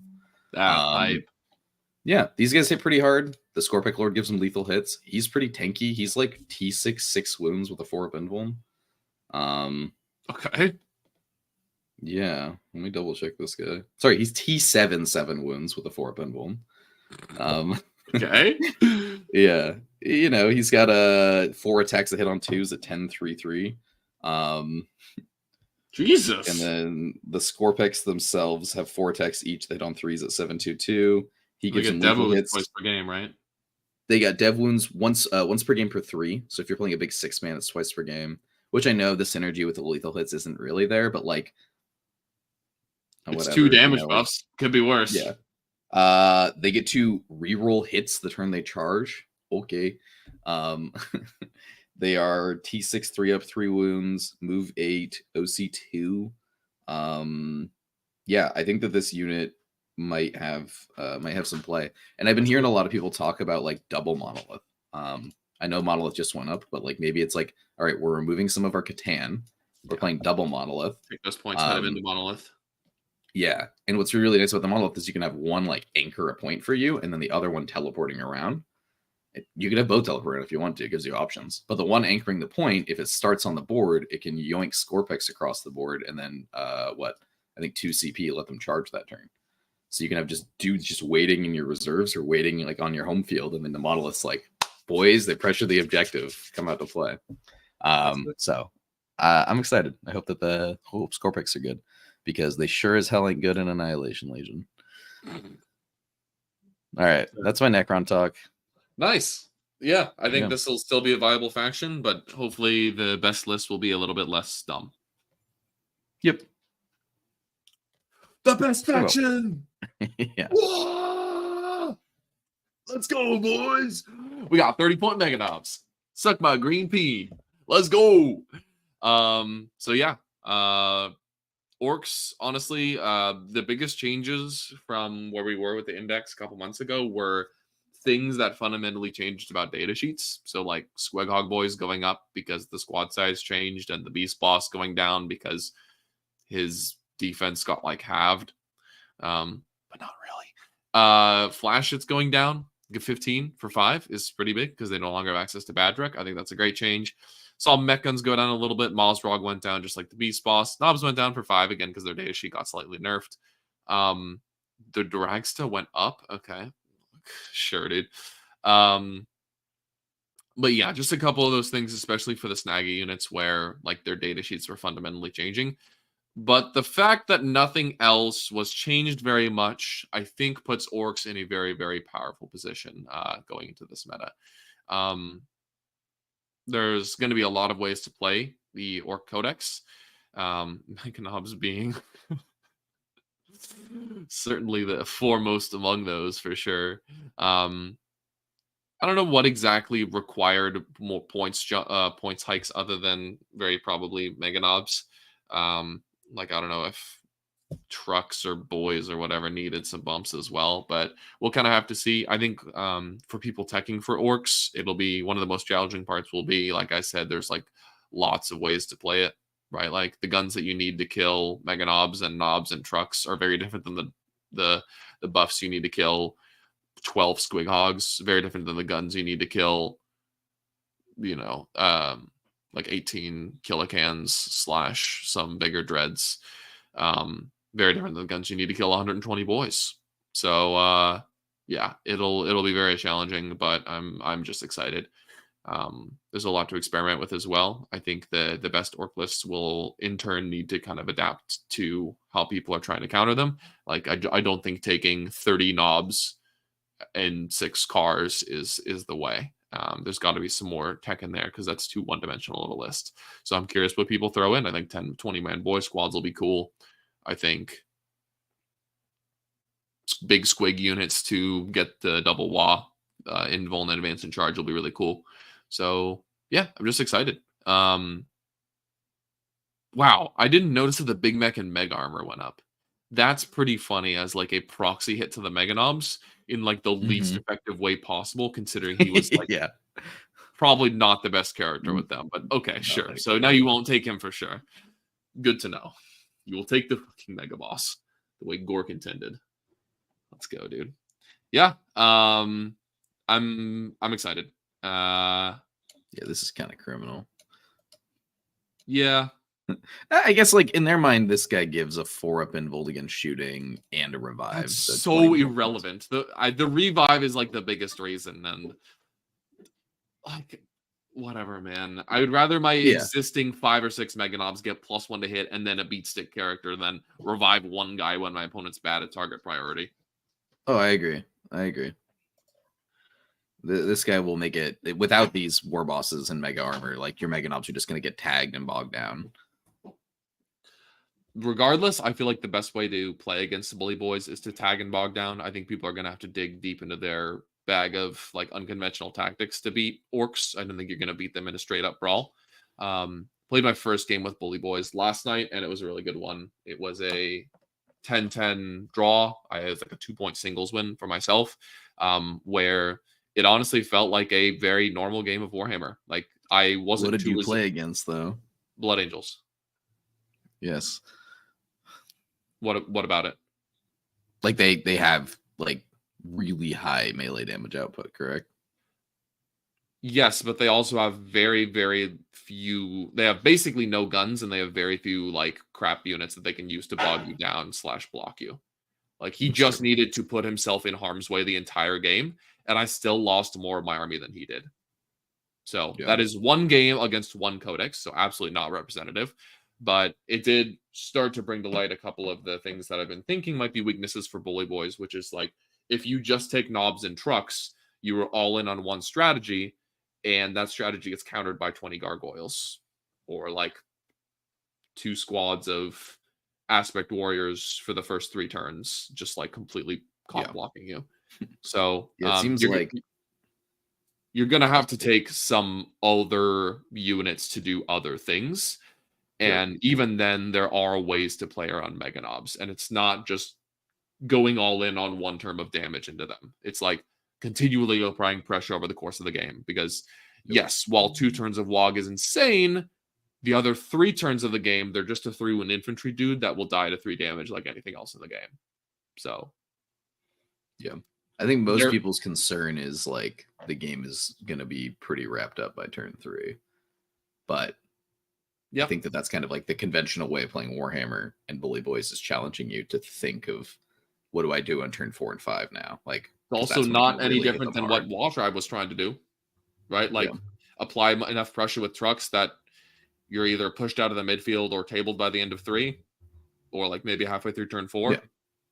But people weren't that scared about orcs before, right? People were like, I can kill them. Like, they can touch me and it's scary, but I can kill them. I think what people are most scared about right now is, oh my god, how am I Not going to killing kill Meganobs. these guys? Yeah. Yeah, so it's just like surviving those 2 turns, and then I'm saying there's play. It's not going to be like Oh yeah, the I agree. world-ending apocalypse that everyone is making it out to be, especially like Yeah. 1 week in. Yeah, it's very dumb that Meganobs didn't go up, and they probably could have gone for a couple of points in increases, but like I don't know. This isn't on release 9th edition Tau or something Yeah. stupid like that. It's kind of like your opponent's putting a brick wall before you, and if you run right into the brick wall, you're going to bounce off it. Yeah. So it's like it's very different than like your conventional orc list where they run at you like a hooligan and you get to pick them up, and you know the surviving guys get through and maybe table you or not. You know, like they also have a lot of they are way tankier than you'll be used to, but they also will do less damage and be a little bit less flexible than you're used to. I remember Fort Philnopin. You remember Fort Philnopin? My Chthonian Berserks, dude. Oh god. Good old. Imagine that with a 2-up armor save T6. Let's shoot 4 war dogs at them and kill 1. You know. All right, cool. Yeah. Fort There Philopin were a lot disgusting. of moments where like I had Meganobs in a corner of the board and they couldn't do anything for 3 turns. But there were also moments when Max had to deal with 5 Meganobs in the middle of the board, and the Lamarty squad killed 3 of them. And I'm like, yikes, dude. A big thing I've been thinking about too, with this list and like counterplay, is something I've been thinking about with like other armies a lot is like OC, right? With OBSEC being gone this edition, OC is this very interesting metric where sometimes it's like someone puts something really scary on an objective. You're like, wow, those 5 guys are really scary. Oh, what's their OC? 1? Oh, okay. Anyways, here's 5 troops. I take the objective back. You know, or someone puts a tank and you're like, oh my god, that tank is so scary. Oh, it's OC3. All right, here's my tank. Objective contested. Back to you. You know, so I think that's going to be a way to be like, okay, the Meganobs have made it to the objective. I can't kill them. Let's just put OC5 on there. Yep. You get no primary. Now your Meganobs get to chew on me for a turn. I repeat next turn. You get no primary. You know, like that's going to be a very powerful tool as well. So I think if a lot of people just focus too much on how do I remove this unit and then invest like their whole army to try to remove it, yeah, you'll probably kill it, but you're like, oh my god, that was ridiculous. And it's like, well, you could have effectively neutered what they were doing by just putting OC5 on the objective. You know, and some armies might not have that luxury. I also really noticed a noticeable decrease in damage without 6s explode. Like the whole army is just dudes hitting on 3s, and 1 squad has reroll the hits for a CP. So they're very susceptible to things like -1 to hit. Like a very relatively common ability, like not super common in melee, but I bet if you have access to it, definitely -1 damage. Also, the entire army is damaged too. The fact that the 3 mega bosses go to damage 3 is like a huge deal because it allows you to play into matchups that have -1 damage, and they're still super problematic. Like that Lamarty's unit was in combat the entire game and ended the game alive. Like, that's, you know, into 18 Meganobs. Just a world-ending amount of damage, right? No, like you can definitely survive it if you have the right defensive tools. I'm seeing some people talking in the chat about what is it? About high wound, feel no pain bricks getting a bit tiring. I agree. We kind of were talking a little about, you know, OC and everything as well. Right. Orksbit's talking about how it's kind of like Wraiths, right? They just clog the board up. But Max has pointed out exactly the point I was trying to make, which is OC2 is what makes the Wraiths pretty offensive. It's actually really hard to steal the objective from them because that unit is like OC13. Whereas the you can't really steal objectives from Wraiths unless you have your own 10-man troop unit, and you can definitely steal objectives from Meganobs. Yep. So, yeah. Anything else you want to talk about the Orks? Orks the best. Yeah, I think what's really cool about them is like Necrons, right? I was talking about how I wish the other detachments were a little more viable. Seems like every detachment's pretty viable in Orks. So that's super exciting. It's been a long time since we haven't seen that yet, really, this edition. So yeah, I'm excited to see the list that come out as people experiment with the codex. Space Marines. Some cool changes here. Mostly internal balancing within the like chapter codexes. Like what I mean by this is like Blood Angels, Dark Angels, Black Templars type of thing. All the Black Templar specific tanks go up 5 points. That's basically to just cover the cost of a multi-melta. That's probably worth 10 points, not 5. Totally reasonable. Brutalis Dreadnought coming down a little bit. I mean, this is the point where I think people, again, will try it and be disappointed by its cost, but maybe if it goes down again, it'll be good. Couple characters getting adjusted here and there. Firstborn Crusaders going up, paying for the sins of Ironstorm. Sad, but like whatever. Death Company getting adjusted. It looks like the Dreadnought and Intercessors, so the never taken ones went down and the always taken ones went up. I think that's pretty fair. Blood Angels lists were like 30 Death Company and then some other stuff. So going up a little bit seems reasonable. Deathwing Knights coming down. Pretty cool. Eliminators going up again, paying for the sins of Ironstorm. I think there's a better way to fix that. Like, you know, fix the shoot twice interaction rather than bump up in points, but whatever. Just some additional options for Space Marines. Like Incursors getting better is cool. They have Scout, if I recall correctly. Hellblasters going down is pretty cool. Yeah, just some nice moving around of various things. Lamarty's going up 10, totally reasonable. Johnson coming down 50. I hope he's still dog shit, but pretty reasonable. Sword Brethren going up 10. Again, a unit that was very often taken in Gladius and Righteous Crusaders. So just nice to see a little bit more variety. Sangard going down. So now we actually might see Sangard and Death Company, which should be very cool. Stormraven is one where you can definitely see the impact of, again, the England influence on this, because I know that is a very common take in Europe, and it is not very common over here at all. So I think the guy who made the list was from the US. Yeah, Kit. Yeah, he is. Yeah. But like I don't think I've seen a Stormraven on the West Coast in the last 6 months. Well, I think there's other reasons. Yeah, we're all living in different parts and playing Warhammer in different places, I suppose. Tactical this is a big one. Harry absolutely jizzing his pants right now at the moment. Yeah, well, because effectively, there's 70 Firstborn Crusaders are. They're now where Firstborn Crusaders. Oh no, they're still slightly more expensive than Firstborn Crusaders started at. But I mean, 14 points for a Marine is not bad, I guess. Yeah.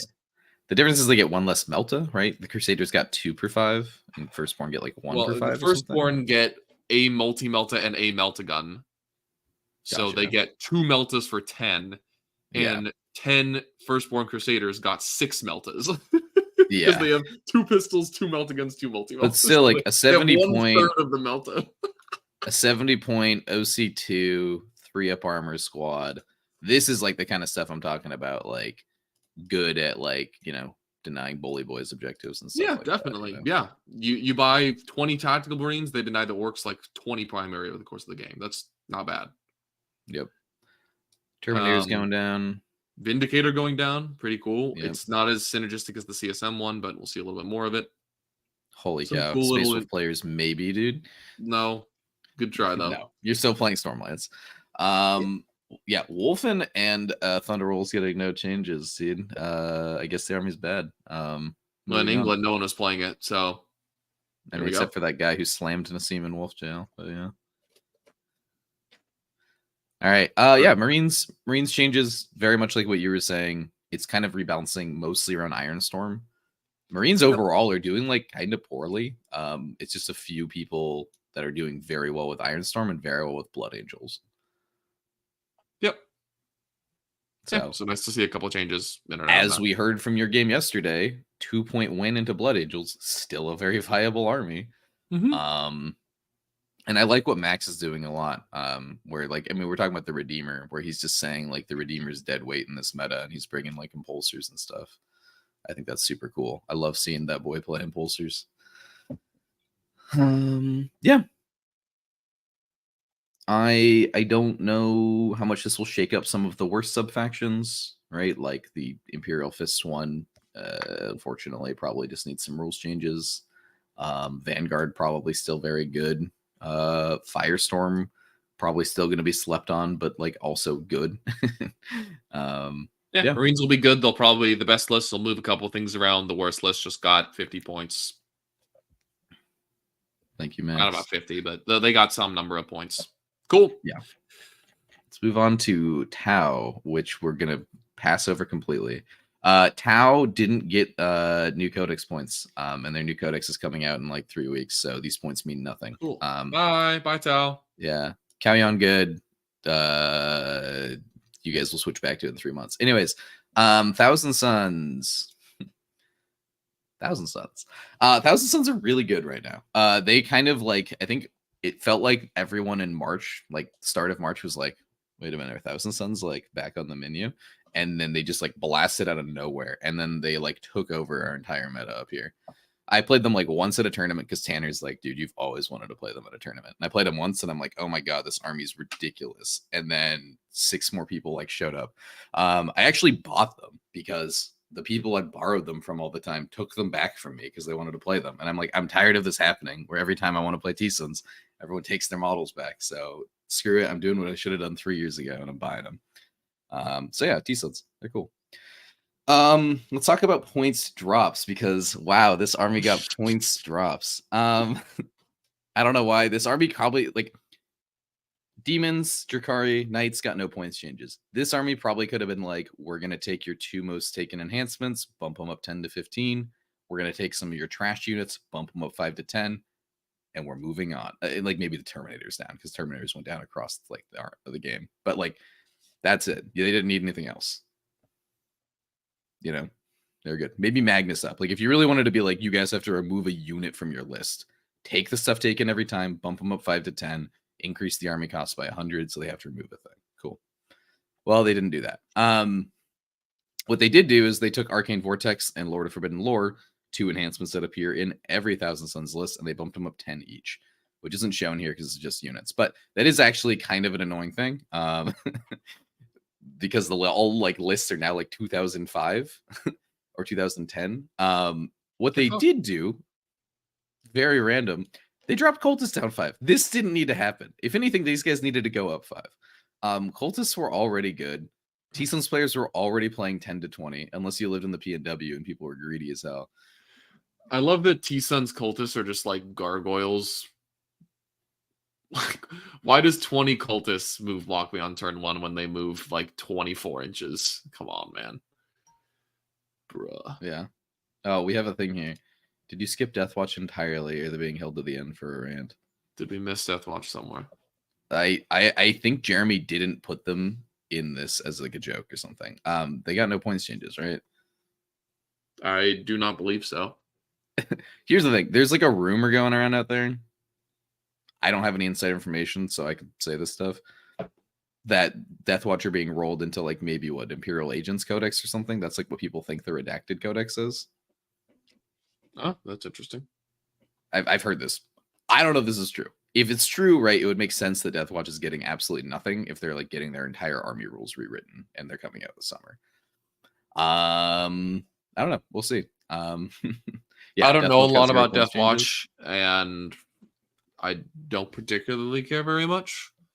So But yeah, if it's we just skip a bit of Death a bummer. Watch, it was not intentional. We're just going through this in order. Maybe they'll show up. If they don't show up, they got 0 Yeah, points. they got 0 changes, changes, so still bad, unfortunately. and that's a bummer. Yeah. Yeah. Points reduction might have been nice. Like, would have been nice. The army's not played at all. I'm sorry for all you Death Watch fans out there. It's a bummer when that happens. Go play Blood Angels. Yeah. I don't know. T-Sun's Cultists. Let's talk about that real quick. Sorry, you were talking about Cultists. You're talking about T-Sun's players. No, it's just funny that they go being 20 really greedy. Yeah, it's not even greedy. Like they move 6 and then they move 8 and then they move 8 and then they advance once. Like, holy shit.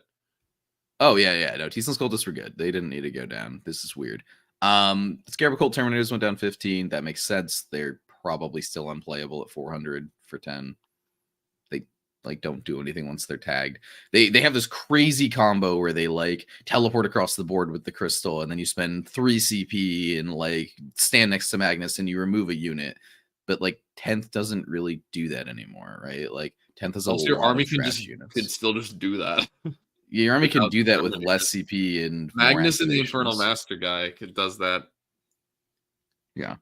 Without eating. So I wish these guys got a little more love, but yeah, they probably just either you don't want to make them too cheap because then they're insane. But yeah. What else? The Hellbrute went down like all other Hellbrutes. He's cute. The Mauler Fiend went down, and the Vindicator went down. I think these are all interesting. The one I'm most excited about is the Vindicator. I was already looking at this. One of the things about T-Suns is the Temporal Surge, the double move, isn't limited to a Psyker unit. Like the guy using the ritual has to be a Psyker, but any T-Suns unit can move twice. So like a Vindicator that suddenly moves 20 is like kind of scary. They're really tanky, right? They're 2-up armor because of the size of their, like it's a Rhino with like a little bit of like an extra inch on the front. It's gonna like always have cover, so it's gonna always be like a 1-up. Okay. It doesn't have any rerolls. The Vindicators I got shot by that scared me were Marine ones that were shooting me with oaths. The T-Suns one, they're going to shoot you with D6 plus 3 plus blast, hitting on 3s with no rerolls. I've seen some people be like, oh, you could take 3 though with the where is he? The Terminator Sorcerer, and he deep strikes and points at it and it gives them reroll 1s. And I'm like, guys, if we weren't taking like, why are we taking an 115 point character to give our tanks that just went down 45 to try to light up Captain? Yeah, and then he, I don't know, like either take a cheap tank or don't take a cheap tank. Like, yeah, I think you take 2. I don't think you take 3. There's a list I wrote with like 2 that's pretty cool because the thing too is like you can only double move twice. So like you're threatening both the Vindicators moving 20. If you have a third one, you're not threatening that one moving 20. So it seems a little irrelevant. But T-Sun's lists are probably going to look mostly the same. This thing here is pretty interesting. The Demon Prince, the foot one went down 10 and the winged one went down 15. This one I think is wild. I guess some of the winged princes were going down across the board because I know some of them are already this cheap. So I guess this was trying to reflect that points costs. But like the winged prince was already like being taken. I know TJ Lanigan was playing him at Adepticon. And some people have been like talking about him for a bit. I mean, now like you can just basically, if you want to swap a rubric unit out for this guy, pretty cool. Yep. There's some more options, but T-Sun's lists are going to mostly look the same. I was kind of hoping for Infernal Master Exalted Sorcerer points flip. I think the Infernal Master is the better of the two. And this guy's really cool, the Exalted Sorcerer, but he's not being played because the Infernal Master's 10 points cheaper. But yeah, T-Suns are here to say, go learn how the rules work so that they don't cheat you. All right, let's finish this up. Yes, Tyranids.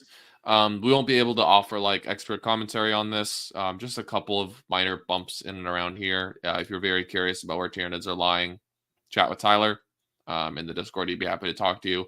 But yeah, it looks like some of the mid and less good data sheets like Tyrant Guard, Zoanthropes, Swarmlord going down 30 is interesting. I know he was like good, but too expensive. Psychophage going down 30 is hilarious when he's already 100. What is it, 125? And then Gargoyles going up a little bit is totally reasonable. That was one of the more obnoxious data sheets in the game, and it was taken in like every Tyranid list. Yep. So yeah. Also Barbgant's going down. That's a cool unit. All very good into Bully Boys, I will say.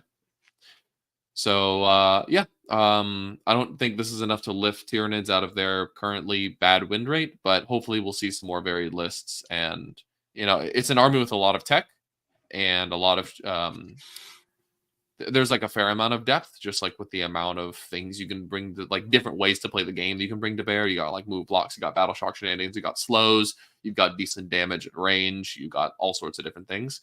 And with some changes to things like Tyrant Guard, maybe we'll people are hyped on Tyrant Guard.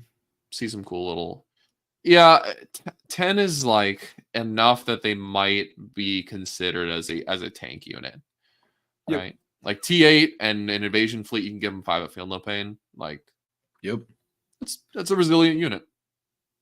We'll hopefully be getting somewhat stat reps online here soon, and maybe we'll have Tyler play the invasion fleet list, because I think that list is like not like S tier crushing people, but I think that list is very strong, and I think a lot of NIDS players just like don't know how to play it that well, because it does require some like careful positioning with your like Neurolictors and everything like that, because a lot of your stuff is strength 9 or less. A lot of moving parts. But like I've played Tyler playing that list a few times, and once it like clicked with him, it was like, oh, this list is real. Like, cool. So I think there's some stuff out there to give hope to Tyranid players. The slate doesn't really like shake things up a same amount, but maybe add some more options, or maybe like opens up some other detachments. World Leaders got points drops. Jackals went down 5, Zerkers went down 10, the Hellbrute went down 10, the Mauler Fiend went down 15, and Terminators went down 10. I don't think the Hellbrute, Mauler Fiend, or Terminators going down really matter that much. Data sheet abilities are bad, and they do things that the army does in other places better. Yeah, there was that one guy, Cascade, who did play the triple Mauler Fiend and go 6-0. So he's probably very happy about that. Yeah, that was. Or was it double Mauler Fiend? Anomalous, in my opinion. It's very strange that. They are a good tank shock unit. Went 6. But I just played a GT with World Leaders. I played Anthony's usual lists, like Angron, 6 Exalted, 3 Exalted, 3 8-bound, 10 5 Zerkers, the characters, the Rhinos. That list went down an annoying amount, where it's like 1955. So you have to cut a unit to get another unit. But like, I don't think you cut a unit. I think that list is totally fine. I mean, couldn't you just upgrade an existing unit? Well, you could turn 10 Jackals into 5 Zerkers that wander around on foot with no character. Or you can like bump other things around. Like maybe I don't know. Okay, yeah, unchanged. that's the vanilla classic. It's perfect as it is, and never change anything. I'm sure there's like some minor stuff you could do. It doesn't really like Zerkers are pretty anemic without characters. Yeah, which is sad. It's nice to see them get recognized as being overcosted. But yeah. All right. Agents, couple minor things. Some of the more seen Inquisitors.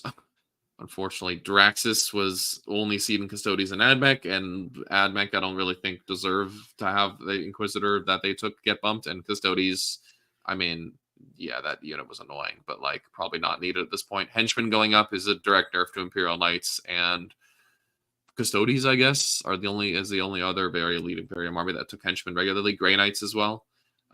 So they all took a little bit of a hit for the Henchman nerf. And then just in general, across the board, a lot of armies running the Calidus. Probably totally fair to go up to 100 points, considering she was seen in, 50% or more of Imperium lists. Yeah, certainly almost every singles list was running the Calidus, or she was at least in contention. So now she's a little bit more fairly costed. So, yeah, not super impactful here. It's kind of dumb that the bottom two, Henchman and Draxus, getting changed kind of hurts Custodes right after getting their codex gutted, and Admech when they're not good, and Imperial Knights when they're not good. But it's relatively minor. Draxus is bad, and that's why she went up. Yeah, you know what? She doesn't like run directly at the opponent, so it's probably just worthless as a data sheet. Cool. All right. Well, that's it. I know there's no death watching here. Then sorry about that. Yeah, they're gonzo, dude. Yeah, they are They're on the shelf. unfortunately pretty gonzo. Overall opinion on the slate, I think, like we were saying, it's not gonna like drastically shift, I think, the meta too much. I think it's gonna shuffle around maybe the people that were in contention for like top 10. Yep. Yeah, Orks are obviously Orks are about to break in for sure, dude. And when Tau come out, this isn't really, I guess, the late thing here, but we'll do a little Tau talk when they come out. I think they're also about to kind of break into the meta pretty hard. Yeah, interesting to see if what they do. Points pending actually is the thing. I think it's going to be cool how differently Montcalm and Kalyan play, right? Where they're the first one, you need to slow the game down as much as possible, and in the second one, you need to speed the game up as much as possible. Playing into them. Super chat for you, Lucas. What do you foresee the hardest matchups for Green Tide on GW Train? Clown Mode, thanks for the super chat. Really appreciate it. Hardest matchups are going to be, I think, like very obviously anyone with a lot of anti-tank shooting, especially at range, or anti-infantry shooting in volume at range is going to be really problematic. I think units that like Immortals are going to be important to if you want to be able to play into Green Tide. I think having a critical mass of Immortals to mow through the squads is going to be really important. And actually, the +1 AP from Xeris will matter quite a bit at putting them on the 5-up instead of a 4-up armor. So units like Immortals, if you have one of those in your codex, definitely take them. And then the other extreme is if you don't have the firepower to kill, just try to tank and live on the objectives. So something like Land Raiders in particular, with high toughness and 2-up armor, and many of them have access to AOC. That's going to be really powerful as well, because the Green Tide at the end of the day doesn't do a ton of damage. It can overwhelm like light and medium stuff just through weight of numbers, and actually can do pretty well at overwhelming that. But the toughest targets in the game, anything with -1 damage to counteract the 2 damage claws, anything with AOC, very high toughness, especially at the T10, T11 breakpoints and up, is going to be really problematic for Green Tide. So Land Raiders are the first thing that comes to mind, is like, this is going to be a problem unit. I wouldn't really recommend Flamers. I think everyone's like, oh, Flamers is the automatic infantry counter. They don't have a ton of volume at the end of the day. Like the average Flamer is 3 shots. So that's going to kill 1 or 2 Orks. D6. Uh-oh. Yeah, that's like maybe if you're absolutely down bad for some Overwatch, taking a big Flamer unit can be good. But in general, I do not feel, especially because in order to use Flamers, you have to be right up in the face of Green Tide. And at that point, you're getting blood surged or charged or countercharged by another unit. And that's just bad. Hope that answered your question. Yeah, the constant Soul Reaper versus the 4th Flamer take always pisses me off, dude. Stephen Ball asks, so do you seem okay if you have 2 of the Forge World tanks? I mean, yeah, if you just try to play with infantry now, it was already iffy before, and now it's more or less a non-starter in my opinion. Like you kind of want some anti-tank. Yeah, those Forge World tanks were. Sorry that it's not good. Golden dudes stand good, but maybe there's some variety that you can take. Cool. Cool. We've got a couple of questions in our question thread, and I think we can wrap this up because we wanted to keep it quick. You're right. Forgot we have other things to talk about. All right, I'm gonna do the thing Tyler does. What is the best way to transport 150 Ork models while using public transport? I use these. I bought them in like the Container Store, and you buy some magnetic tape and you put washers on your bases. Wash your bases, people. I see no one do this, and it's like super nice. Maybe I just like heavy things, but they like stay in these crates, these containers, very easily. They don't move around, and it makes your models heavier so they don't flip over as much when you just like bash them with your hands. So yeah, I have like 3 of these. You stack them on top of each other. You carry it against your chest. It's like not comfortable, but it moves the entire horde around in a relatively compact fashion. Yeah, now do that, but buy a case with a strap so you can put it over your shoulder and you aren't walking around Belgium with 200 pounds of Ork models. Coward. You're a coward for that. For saying I hated it. Stat check. What the hell? Stat check. That one guy, John, that was Tao who asked that. Thanks for your question. We've got that one guy, John, who asks for the non-GSC boys. What do you think of the GSC changes? Do you think they're going to pull Tyler back to the hive mind? I think he's going to experiment with it. Every time I hang out with Tyler, he's like, the first thing he says is not talk about Tyranids and Necrons. He's like, this GSC change is huge. You can revive in Deep Strike. You've got 10 extra points from your aberrants. I'm like, okay, dude. So he'll definitely do some experimenting, and I think in particular with the significant car reductions, I think there could be some sauce there for sure. So I think he will give it a shot. I don't know if it's going to be worth that shot, but he'll try it.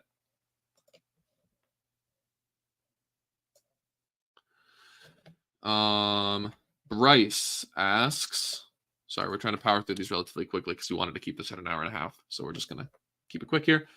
Bryce asks, in the spirit of chill ramblings, Dataslate big winners, Dataslate big losers. First takes on who's going to come out on top 3 to 5, going into the top 3 to 5, top 1 to 5, top 1 to 3, going into the next 3 month stretch. So yeah, who's going to be ranked 3, 4, and 5, dude? Not skip the first and second best codex. No, I'm kidding. Maybe that's kind of the joke. Maybe I'm just like missing it here. So yeah, Dataslate big winners. Orks. Take a look. Yeah, there were some points changes that people were expecting, or points bump people were expecting that they didn't get. So I think it's kind of like very commonly regarded that they got off a little light. Yeah, Orks, Thousand Suns, sort of, yes, definitely not as much, but they have all of their pieces intact, but now have more options.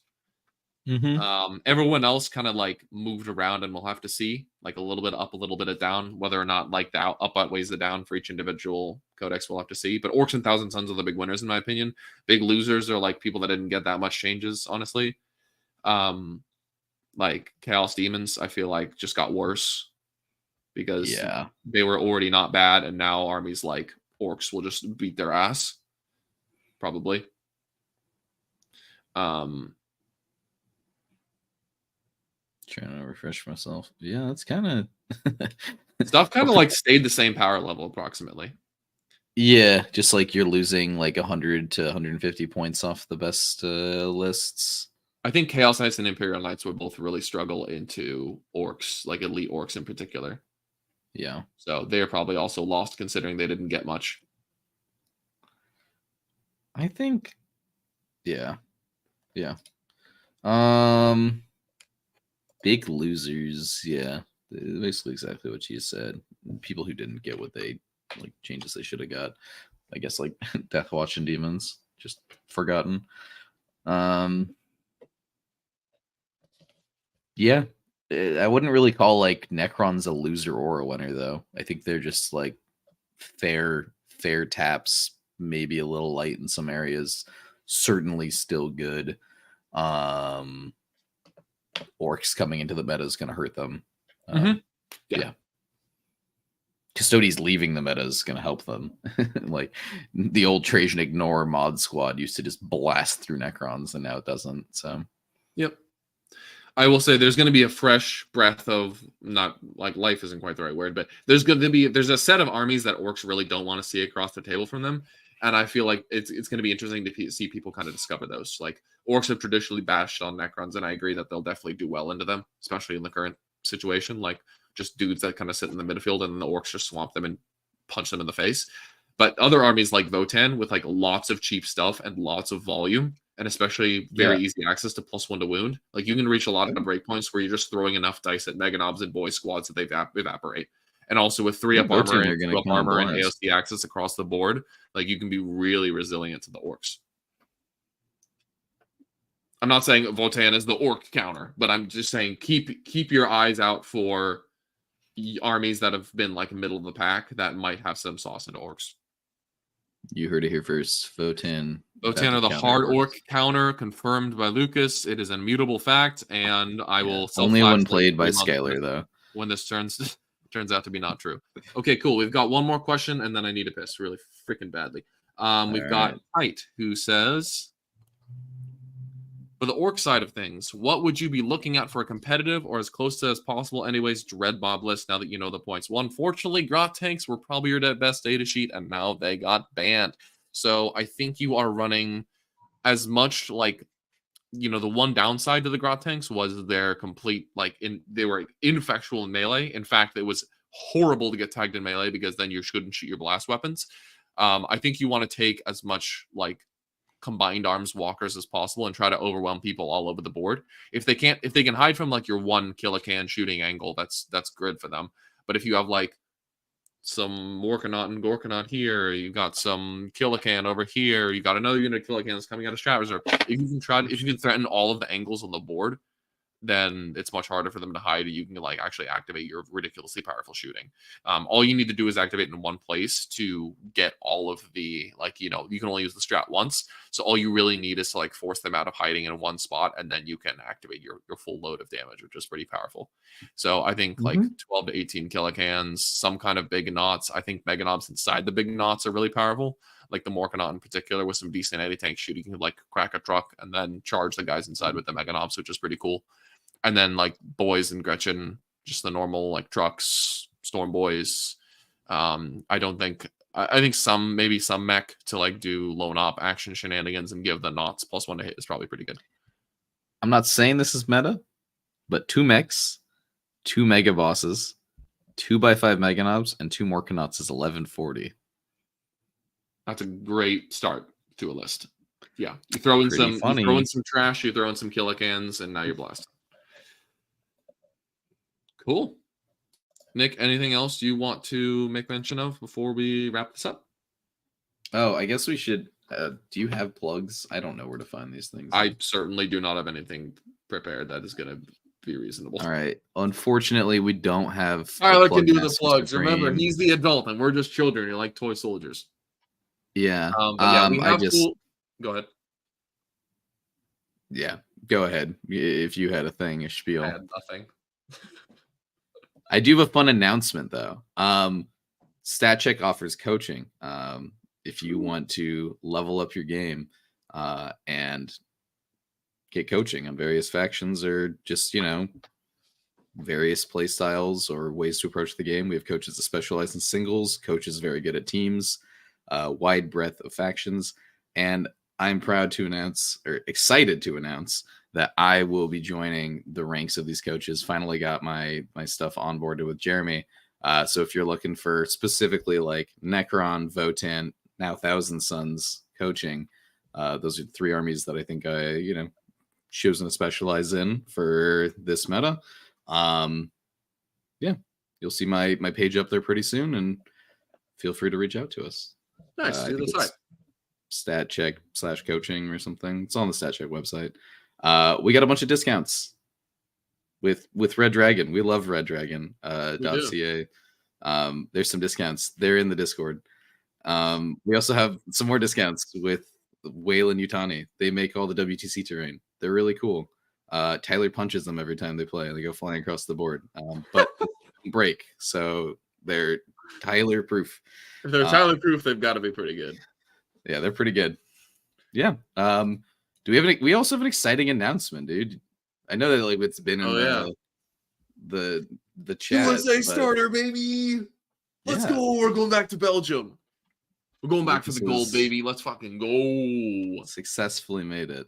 So yeah, the Team exciting. USA starting team was announced on Wednesday of last week. It's going to be Mr. Naden. We've got Nadavati on the team. Let me just do this in order so I remember. It's Naden, Vanilla, it's John Lennon, Eric Forsman from last year, myself from last year as well. And we got 3 new prospects from the academy. It's Andrew Gagno, Nick Nadavati, and Brian Sipe. So congrats to all of my fellow teammates, and I'm excited to crush this year with you. Yeah. It is unfortunate that you and Brian are going to have to fight over who plays Orks. I'm the biggest boss. It's going to be me, dude. Yeah, dude. Maybe we'll get that streamed on StatCheck. Who knows? All right. That's it for today. Cool. The slate's cool. I'm glad the meta didn't get flipped on its head, but some things got shaken up, and I'm excited to play into your Orks for the next 3 months and have some good old scraps. Yes, sir. All right. Well, thanks for tuning in, guys. Just kind of some rambling thoughts about the Dataslate. Hope you guys enjoyed that. If you have any follow-up questions or additional thoughts, feel free to throw them in the question thread in the Discord. We'd be happy to answer. And other than that, yeah, look forward to some more shows. I'm sure Tyler will want to do a show reviewing Squig City Showdown in the next week or two. And then we're still have got stat reps in the works. They will be coming out though, and it'll be very hype. So keep your eyes out for that in the coming weeks and months. It'll be pretty cool, especially in the lead up to WTC this summer. It'll be cool. All right. Oh, yeah. Peace out, guys. Good to see you all. Hope you guys enjoyed that. And we'll be back either next week or the week after with another show. Goodbye.